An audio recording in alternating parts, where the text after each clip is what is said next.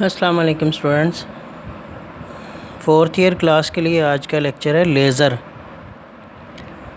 अच्छा, ये कहता है the name laser stands for light amplification by stimulated emission of radiation.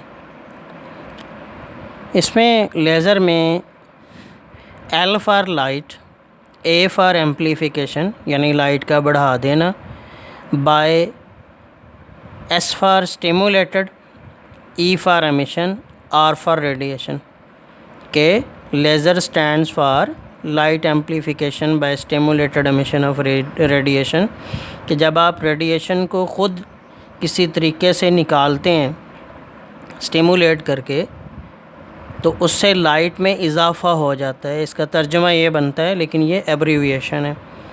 ये कहता है laser are use to produce the light having following properties कि लेज़र जब पैदा होती है तो उस लाइट में मंदरजा झैल खसूसियात होती हैं।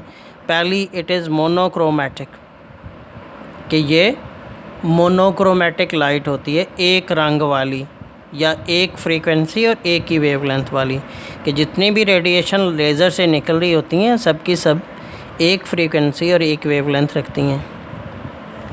लेज़र लाइट इज़ कोहेरेंट कि लेज़र लाइट कोहेरेंट होती है, मतलब crest and trough are in phase कि तमाम क्रिस्ट और ट्रफ एक फ़ेज़ में होती हैं, एक हालत में होते हैं।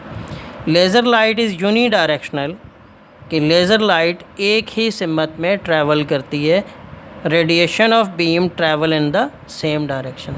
यूनी डायरेक्शनल का मतलब ये है कि बीम ऑफ रेडिएशन सीधी लाइन में चलती है।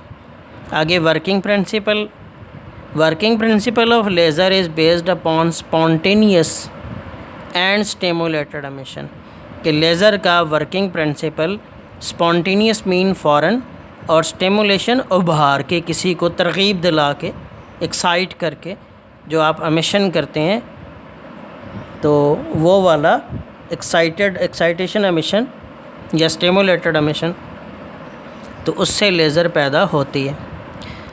स्पॉन्टेनियस या स्टिमुलेटेड एमिशन क्या होती है? Consider a sample of free atom some of which are in the ground state with energy E1 and some in excited state E2 कि एक आप एटमों का सैंपल ले लें जिसमें कुछ एटम ग्राउंड स्टेट E1 के ऊपर हैं और कुछ एटम एक्साइटेड स्टेट E2 के ऊपर हैं। The photon of energy HF बराबर E2 minus E1 are incident on this sample. फिर क्या करना है? एक फ़ोटान इस पर डालना है सैम्पल के ऊपर जिसका एनर्जी डिफरेंस दोनों एनर्जी लेवल के बराबर हो। ये मतलब फ़ोटान ऑफ एनर्जी HF फार्मूला होता है फ़ोटान की एनर्जी का। कितनी एनर्जी होनी चाहिए फ़ोटान के बराबर? E2 माइनस E1 के बराबर। इसको आपने इस फ़ोटान को सैम्पल पे डालना है। These incident photons can interact with atom in 2 different ways. ये आने वाला फ़ोटान एटम के साथ 2 तरीक़ों से इंटरेक्शन कर सकता है। The incident photon is absorbed by an atom. आने वाला फ़ोटान एक एटम जज़ब कर लेता है in ground state E1, ground state के ऊपर या ग्राउंड स्टेट E1 के ऊपर। Thereby leaving the atom in excited state E2 कि एक फ़ोटान जो आपने इस सैम्पल पे डाला वो ग्राउंड स्टेट पे कोई एटम है E1 स्टेट पे, उसने जज़ब कर लिया। नतीजे के तौर पर वो कहाँ पहुँचेगा? वो ऊपर E2 स्टेट पे पहुँच जाएगा। यहाँ आ गए E2 स्टेट पे, और उसके बाद क्या होना है? इसने डी एक्साइट होना है और वापस आ जाना है ग्राउंड स्टेट पे, और वही एक फ़ोटान E बराबर HF वाला इसने खारिज कर देना है। अच्छा, this process is called stimulated और इंड्यूस्ड एब्जॉर्प्शन कि ये प्रोसेस जिसमें हमने फ़ोटान को जज़ब करवाया ये इंड्यूस्ड एब्जॉर्प्शन कहलाती है। Once in excited state 2 things can happen to the atom. जब ये एटम एक्साइटेड स्टेट E2 में पहुंच जाएगा तो इसके साथ 2 चीज़ें हो सकती हैं, ये 2 काम इसके साथ हो सकते हैं। It may decay by spontaneous emission as shown in figure. ये या तो फ़ौरन ही डिके हो जाएगा E2 स्टेट में जाते ही वापस E1 स्टेट की तरफ डिके हो जाएगा, in which atom emit a photon of energy HF, जिसके अंदर एटम फोटान एनर्जी HF का रिलीज़ कर देगा दोबारा से इन एन ऑर्बिट्ररी डायरेक्शन, किसी भी फर्जी डायरेक्शन के अंदर। और दूसरी सूरत क्या है, in other alternative for the atom in the excited state E2 is to decay by stimulated और इंड्यूस्ड एमिशन। दूसरी सूरत ये है कि एटम जो है E2 स्टेट के अंदर, इसको आप दोबारा से इसे स्टिमुलेट करके मज़ीद एनर्जी दे के फिर आप इसे डी एक्साइट करते हैं, डिके करवाते हैं इसका, या डी एक्साइट करते हैं। In this case the incident photon of energy HF बराबर E2 minus E1 induces the atom to decay by emitting a photon that travel in the same direction।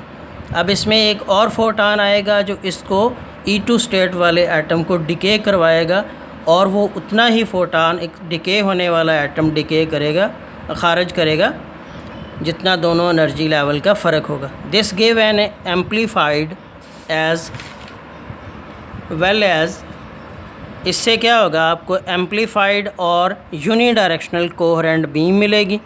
जैसे ये आपको नज़र आ रहा है, ये इंड्यूस्ड एमिशन अपना है डी एक्साइटेशन, इसमें एक फोटान आ रहा है और वो E2 स्टेट वाले एटम को डिके करवा रहा है, ठीक है जी। और उसके बाद फिर दो फोटान हासिल होते हैं, एक पीछे से आ रहा था, एक इस एटम ने छोड़ा जो डिके हुआ। तो इससे आपको एक यूनी डायरेक्शनल कोहेरेंट बीम मिलती है। From practical point this is possible only if there is more stimulated और induced emission than spontaneous emission. Practical point के लिहाज से ये उसी वक्त मुमकिन है अगर स्टिमुलेटेड या इंड्यूस्ड एमिशन ज़्यादा हो तो बनिस्बतन स्पॉन्टेनियस एमिशन के, तो फिर आपके पास एक कोहेरेंट बीम हासिल होती है। अदरवाइज़ जो दूसरी स्पॉन्टेनियस एमिशन है उसमें एक फोटान आएगा, वो एटम को एक्साइट करेगा और वो डी एक्साइट होकर एक ही छोड़ेगा, तो आपकी लाइट एक्सटेंड नहीं होगी। अगर आप लाइट एक्सटेंड करना चाहते हैं, बढ़ाना चाहते हैं, यूनी डायरेक्शनल बीम हासिल करना चाहते हैं, तो फिर आपको ज़्यादातर स्टिमुलेटेड या इंड्यूस्ड एमिशन करवानी पड़ेगी बनिस्बतन स्पॉन्टेनियस एमिशन के, ठीक है जी। और this can be achieved by population inversion. ये स्पॉन्टेनियस एमिशन जो है ये आप पॉपुलेशन इन्वर्शन से भी कर सकते हैं, जो इंशाल्लाह आपको नेक्स्ट लेक्चर में पढ़ाएंगे। ओके, अल्लाह हाफिज़।